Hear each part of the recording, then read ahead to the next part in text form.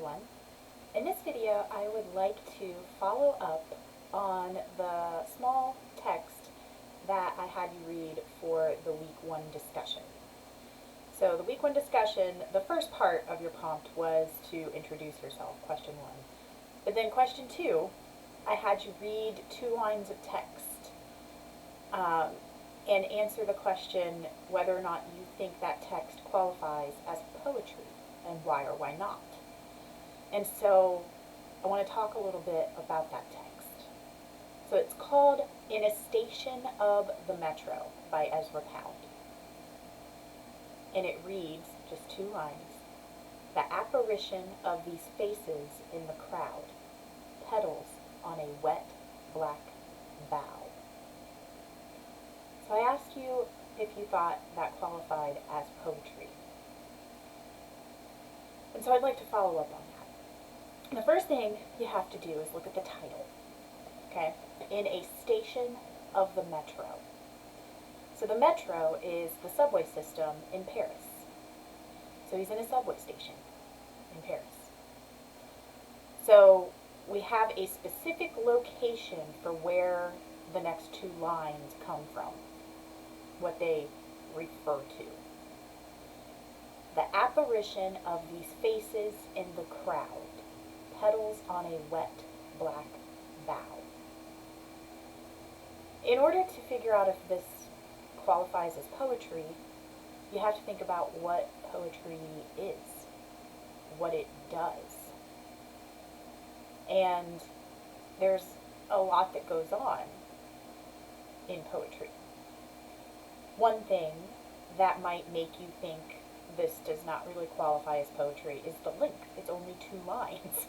I would say it's a pretty safe bet that most of us are more familiar with poetry that is at least a little bit longer than this, right? 2 lines, does that qualify as anything? But then there's haikus, right? Haikus are a type of poetry. They're only 5 lines, and very short 5 lines because there's only a specific amount of syllables in each line. So maybe the length doesn't determine whether or not it's poetry. A lot of people still assume that poetry needs to rhyme, and they look at crowd and bow and it's not rhyming. But then again, it kind of does. Crowd, bow. Bow doesn't have the D sound at the end, but that middle sound is pretty similar. Not to mention, not all poetry has to rhyme. In fact, a great deal of poetry doesn't. So that's not really a good way to determine if it's a poem. But one thing that you can think about is what we call poetic language or poetic devices. And there's a lot of them. Later on in the class, we will talk more about them.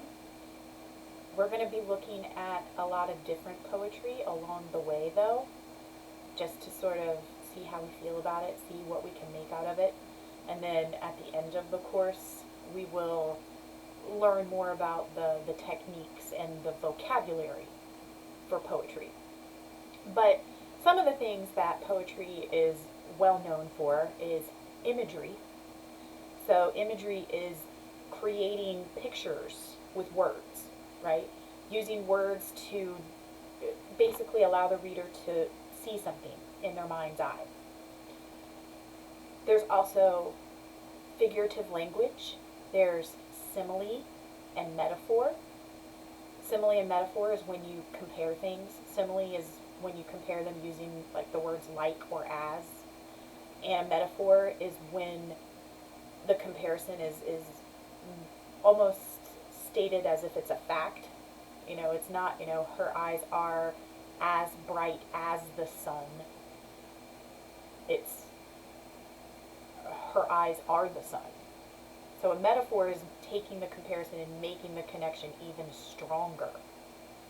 And if you look at these 2 lines, we've got imagery and we have poetic language. The apparition of these faces in the crowd, petals on a wet black bough. Both lines give us an image. Both lines create a metaphor. You have to really think about the words to understand what the images are. So that first line, the apparition of these faces in the crowd. Well, first, what crowd? We got to go back to the title. We're in a station of the metro. We're in a subway station. So the crowd refers to the people on the subway, waiting to get on the subway, getting off the subway, all those people congregating there, coming and going. But probably the word that we should focus on the most is apparition. So what is an apparition? Well, it's almost like a ghost or a specter, some sort of hazy, fuzzy image that, maybe is blurred a little bit. There's not a lot of detail to it. Almost like what you would see when you first wake up and open your eyes, things are kind of fuzzy and blurry. So he's referring to the faces in the crowd as an apparition, like a specter, like almost some sort of ghostly or ethereal image. And then at the end of that first line, we have a semicolon.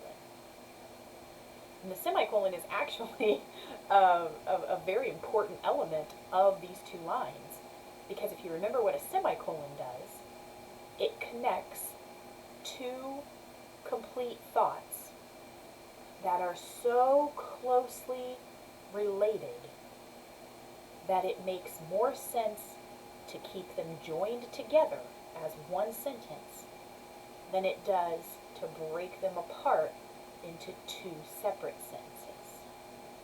So the semicolon tells us that there is a relationship between the image in the first line and the image in the second line. So what is the image in the second line? Petals on a wet black bough. Petals, like flower petals, wet black bough. The bough is part of a tree, right? So you think of Rockabye Baby on the treetop. When the wind blows, the cradle will rock. When the bough breaks, the cradle will fall. It's when like the branches and the trunk, when, that part when it breaks. So the petals, the flower petals, are on a wet black bough, almost like a wet tree branch or, tree trunk, something like that. And then you gotta ask yourself, okay, what does that image imply? What does that make me think of? What does that make me feel? It happens a lot in the spring, right? When the flowers first start blooming, and they look so strong and so beautiful, but yet we know how delicate and fragile they are, and as soon as the first storm blows through, all those beautiful petals get displaced, and these very fragile, beautiful things end up all over the place, and one place they could end up is on the tree trunk itself, right? Maybe the flower is still attached, because trees bloom flowers, some trees do, right? So maybe it hasn't been blown off yet, but it's still this really, delicate, fragile thing that we think of when we think of a flower petal. Wet black bough against something that is very sturdy, right? There are all kinds of different associations that you might have with petals on a wet black bough. But the point is, that image, that association is connected to the first line, the apparition of these faces in the crowd. So somehow, what he sees when he looks out at the people in the station of the metro, they seem almost ghostly, like a specter, like, almost but ethereal, and it makes, there's this connection with the petals on a wet black bough. And I'm not going to sit here and tell you that I have the direct answer to this, but it is poetry. It uses, in just 2 lines, so many devices that are commonly used in all types of poetry. And if you still aren't sure what the meaning is, that's okay. This is a tough one, and although he does point us in very specific directions in one way, in another way, so much of it is still left up to what we bring to it, our associations, our experiences. But there is a connection that we're supposed to try to make.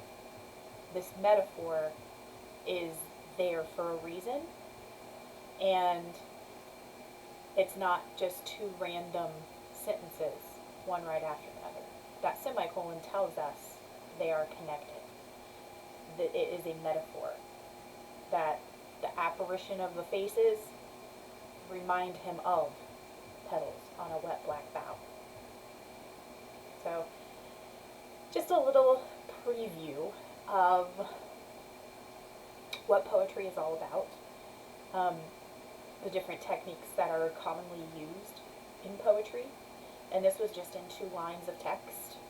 So over the next few weeks, you will have more poems to look at in the weekly discussions. None of them are, one of them is a little on the longer side, but it's a little intriguing and strange and weird, so hopefully that makes up for the fact that it's a little on the longer side, but none of them are super long. And you might not always understand them. You might really struggle figuring out what is going on, and that's okay. Just know that I just want to hear what your thoughts are. I don't want you to do any research at all for any of these things, but just come to it with an open mind and see what happens. And just know, too, that there will always be a follow-up, and you'll always get to hear more about it and figure things out a little deeper. But just keep some of those things in mind about what poetry is and what it does, the techniques that are commonly used, and we'll see where we go from there. If you have any additional questions or comments about Annotation of the Metro, by all means, let me know. Shoot me an email. Otherwise, I'm excited to see what you guys do with the next poem that we read.